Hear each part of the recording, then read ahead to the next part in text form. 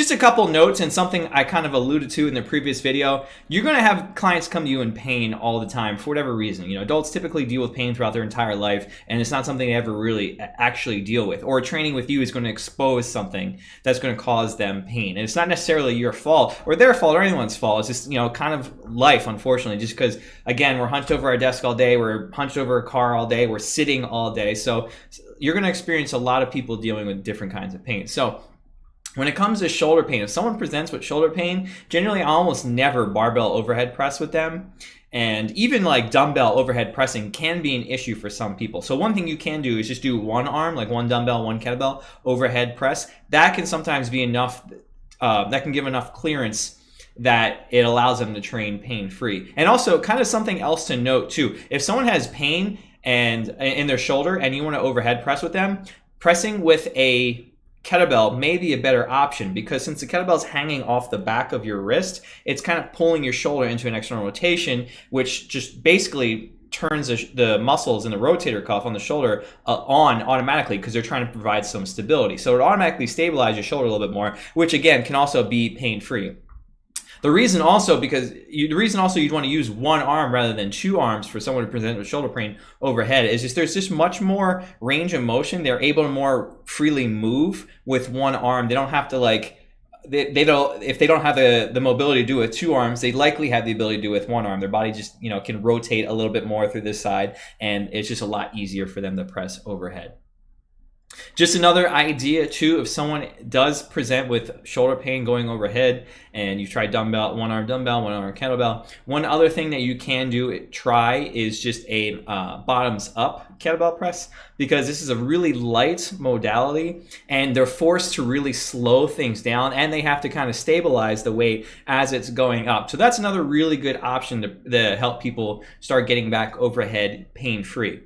But if that's not an option, they're still presenting pain, or you just want them to train heavier, you want them to actually get some sort of strength training effect, then incline bench is fine, especially with dumbbells. A landmine press is a great option. If you have the attachment of Viking press, it's just attachment that goes on a barbell for a landmine press. That's also another really good option as well. Likewise, you're going to have a lot of people dealing with knee pain.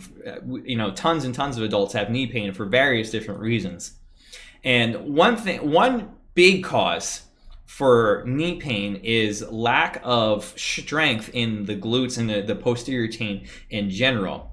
So a lot of times when people present with knee pain, squats hurt, lunges hurt, any sort of knee pain, I'm almost always going to default to just hip dominant exercises, because it puts a lot less stress on the front of their knees, so they're not going to experience any pain, or they're much less likely to experience pain. They can train pretty hard, they can load things up pretty heavy, and that's just really, again, going to strengthen their glutes, their hamstrings, their entire posterior chain, which over time will help them get out of knee pain, because now that knee has that strength in the hip that it's craving, and so it'll be stable. It won't be in pain. It won't be doing things that's not meant to do. The hips will be able to provide that stability for the knee, so it's able to get out of pain.